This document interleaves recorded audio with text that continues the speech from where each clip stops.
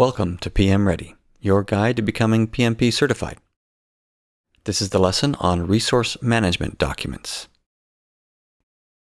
Resource management is about managing your internal resources, specifically your team and other physical resources that are part of your organization. It does not include the management of vendors or sellers. This is managed through procurement management. Now, there is a bit of a gray area here. If you have contracted with people to be part of your staff and on your team, even though they're not part of your organization, this is known as staff augmentation. If you are managing them, then you will want to apply both resource management and procurement management to the management of these people and resources. When we talk about the team members, this does not include the stakeholders. That's part specifically of stakeholder management. Physical resources include everything from facilities such as buildings and plants and warehouses to trucks and cars and vans and things used for transportation or logistics, any tools, manufacturing equipment, as well as materials such as steel or cement or gravel or asphalt. It also includes the infrastructure of your organization, such as your networks and telecommunications. It can also include larger transportation items such as trains or railways. The resource management documents include the resource management plan, which is part of the project management plan, as well as numerous project documents, including the team charter, resource requirements, basis of estimates, the resource breakdown structure, the organizational breakdown structure, physical resource assignments, as well as resource calendars. The resource management plan provides the guidance on how project resources should be categorized, allocated, managed, and finally released at the end of the project or when they're no longer needed on the project. The resource management plan may be one single document, or it may be divided into multiple documents or sections of a document, one to focus specifically on the management of the team, called the team management plan, and one for the management of physical resources, called the physical resource management plan. Here is an outline of what you may want to include in your resource management plan. First off are the methods for identifying and quantifying team and physical resources that you will need on your project. You need to ask yourself, how will you determine what physical resources you need and how much you need of each type of resource? How will you determine the skill sets and experience that you need for the people on your team? Larger organizations may have formal processes for this. Otherwise, you may want to consult with experts in your organization, people in HR or facilities management, and so on. Perhaps the best way to start is by consulting with your PMO and with other project managers in your organization that have managed similar projects. Also, of course, you should take a look into your organization's lessons learned repository for samples of resource management plans of previous projects. Your resource management plan should probably also include guidance on how to acquire team and physical resources. Just as with the methods for identifying and quantifying these resources, you have many people that you can consult and different parts of your organization that may have rules for how this is done or resources that can help you to accomplish this. It should include and define the roles and responsibilities of the different positions on the project team. Examples of roles include the project manager, of course, as well as positions such as the engineer, or the testing coordinator, or the release manager, or the change manager, or tools specialist, and so on. The responsibilities should include all of those assigned duties and work that the team member is expected to perform. Are they expected to apply project resources? Are they expected to make decisions, and if so, which decisions? To sign for and approve and accept deliverables? Are they in charge of helping to define quality acceptance criteria and defining those processes and procedures that should be followed when quality is not met, or when a project goes off track, or a particular component goes off track? Of course, authority needs to be tied to responsibility, and each role should include the level of authority necessary to fulfill their responsibilities. Each role's specific competencies should also be defined. This may be as simple as a list of competencies, or it may be as involved as a full job description. A project org chart should be included that shows all of the reporting relationships amongst all of the project team members. It should also include the guidance for how your resources and project team members and physical resources will be defined, how they'll be acquired or staffed, managed, and then released when no longer needed. Any gaps in competency will need to be addressed with training, and the resource management plan should identify how training will be acquired and delivered, how the team will be developed, and the recognition plan. And finally, how will you manage the logistics of making sure that the resources you need are available when needed and that they're optimized for your project? How will you manage inventory and equipment and supplies throughout the project lifecycle? Next is the team charter. As you think back on all of the teams that you've been involved in or managed, think about how important it is that the team have a common understanding of the ground rules of how the team should operate and work together. This team charter should be developed ideally together with all of the team members participating. You could put together a workshop and get all of the team members together to help define the team charter. It should identify the team's values, codes of conduct, what is acceptable behavior and what is not, guidelines on how team members should communicate with each other and with others outside the team, some criteria and process for how the team will make decisions. Agreeing on this up front is very valuable. It also helps to consider when there are conflicts, as there always are, how will you resolve those conflicts? Then when there are conflicts, it'll be much easier for everyone to follow the agreed process for managing it and resolving it. What are your guidelines for meetings and your meeting etiquette? This is crucial to making sure that you have productive meetings. I'm sure you've all been involved in far too many meetings that are not productive because they don't have a clear agenda, or they don't follow the agenda, they don't follow the schedule, or the right people aren't there, or there are people there that don't need to be there. So there is a lot to consider when it comes to meeting guidelines. Also, any other team agreements that you need to have within your team and with others outside your team, especially if you're working with outside vendors. Once you have a team charter in place, it is the responsibility of all team members to ensure that the rules are followed. It's not just the project manager's job. I have seen some organizations put together team charters by creating a workshop of key leaders, sometimes from multiple regions around the globe, and to gather them together for a workshop in which they come up with what they think the team charters should be for their project teams. This is definitely not the way to go. It's well worth spending the time with your team members and getting them involved. The buy-in you get from them is invaluable. Now, of course, you will have corporate values and codes of conduct and communication guidelines and so on that you may need to follow, or that would be a good idea to consult and consider. But it's still best to get all of your team members together to participate in the creation of your team's team charter. Another key project document related to resource management is the resource requirements document.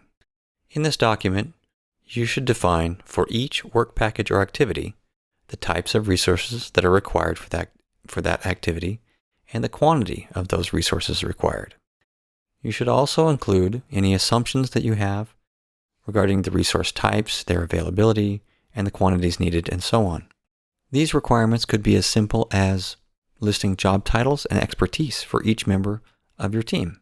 Suppose a Scrum team, and you may list Oracle DBA, Release Manager, QA Specialist, Visual Designer, Business Analyst, Front-End Developer, Back-End Developer, Architect, and so on. Or it could be as complex as a project in building a power plant, which would involve hundreds of people, lots of equipment, facilities, transportation, materials, food, and so on. As you come up with your resource requirements, don't forget to consult the templates and other lessons learned repositories that you may have in your organization. You may be able to gain valuable insights by looking at previous projects and what other project managers have done on their projects. Also, make sure you consider consulting experts and getting expert judgment in certain specialties in different industries, including HR, transportation, materials, and so on. Also, facilities managers that can help you with physical facilities and other physical assets that you need for your project. And of course, industry guidelines and recommendations that can help you in defining your resource requirements.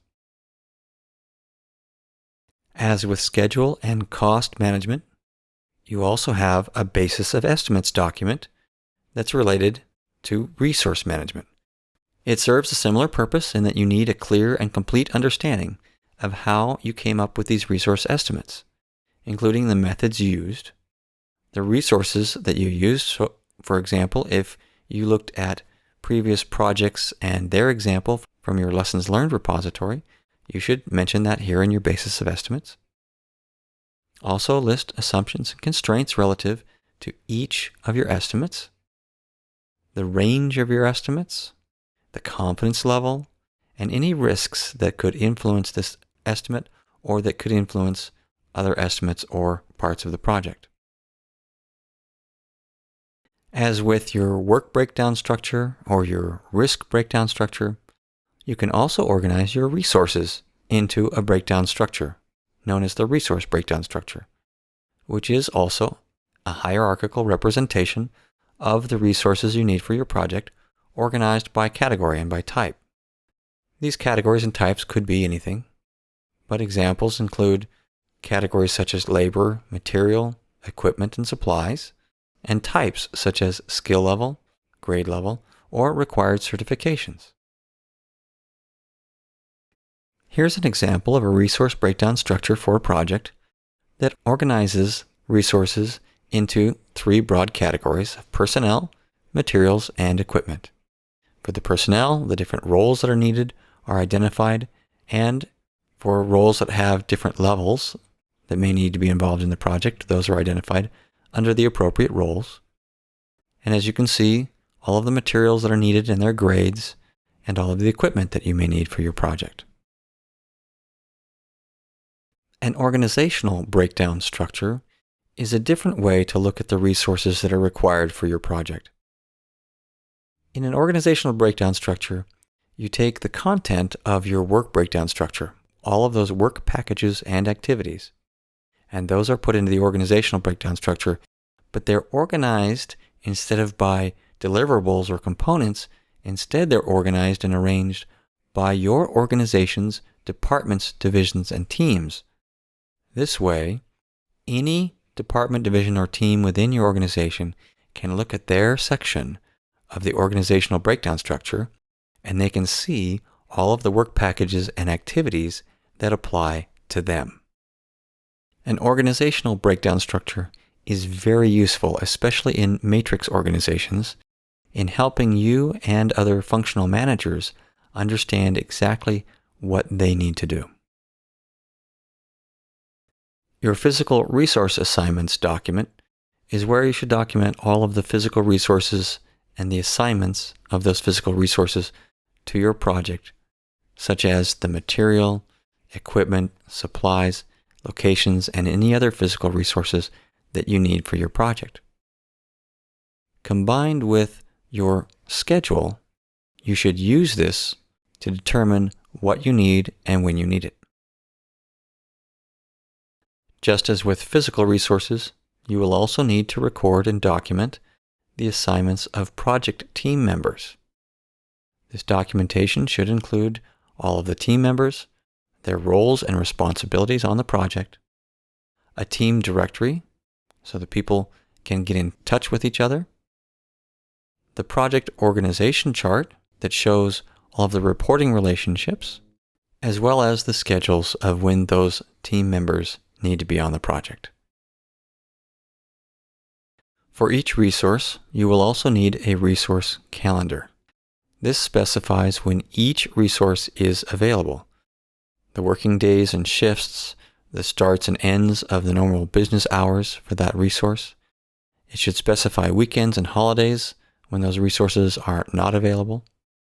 It should also consider the resource experience or skill level and the different geographical locations of all of these resources. And this applies to both people and physical resources. It's important to distinguish between project calendars and resource calendars. Project calendars are part of schedule management and are schedules of when project activities can and should happen. And there can be multiple project calendars for different types of work or different locations. However, resource calendars are specific to individual resources, individual people or physical resources, and when they're available. It will be up to you as the project manager to combine these two and make sure that the availability of your resources matches the needs of your project, that your resource calendars are coordinated with your project calendars. You may well find that your project calendars and your resource calendars don't match at first. You may have times during your project where you need to have certain resources, but those resources simply aren't available. In this case, you may need to look for other resources that are available at those times, or see if you can rearrange your schedule so that project work gets done when those resources are available. You may also find that your project calendars specify having a certain quantity of resources that you don't have. In other words, that your resources are overbooked during certain periods of the project, and you may need to either get more resources or lengthen out your schedule in order to complete the project with the resources that you have available. In this lesson, we've covered the documents related to resource management. The resource management plan can include both the team management plan and the physical resource management plan as either separate sections or as separate documents. As for the rest of these, let's do a quick little quiz. How much do you remember about these resource management documents? If you needed to estimate what resources you need for the project, which document would you consult? Would it be the basis of estimates? No, it would be the resource management plan. That's the document that has the rules for how you're going to estimate the resource needs for your project. Remember, when it comes to how you manage a project, those details are in those project management plans. Where would you go to find out when the resources are available? Would it be in resource requirements? No, it would be in the resource calendars. The resource calendars contain the details for each individual resource of when they're available. Where would you find the ground rules for appropriate team behavior? Would it be in the resource requirements? No. How about the resource management plan? Not there either. It's in the team charter. And what if you're the head of a department that is participating in a project? You have certain resources that report to you that will be working on that project, and you need to know what they'll be working on and what's needed. Where's the best place that you could go to find out what your department needs to be working on for that project? Would it be the resource management plan?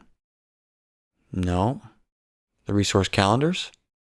Perhaps the resource breakdown structure? Actually, no, it's the organizational breakdown structure. That's the structure that has all of the work for the project organized by the organization that you're in. So I should be able to look at that section of the organizational breakdown structure that includes my department and see what my department is responsible for. And if I wanted to see all of the resources needed for a project organized by category, where would that be? It's not in the resource requirements, or the team charter, or the resource management plan, or the team management plan. It's in the resource breakdown structure. That's the hierarchical organization by category of all of the resources you need on your project. And if you need to re-estimate what resources are needed, that's when you would consult the basis of estimates to know how you came up with those estimates so that you can properly re-estimate them. And that's it for this lesson. For more information on resource management and the documents that are part of resource management, you can consult these pages of the PMBOK guide.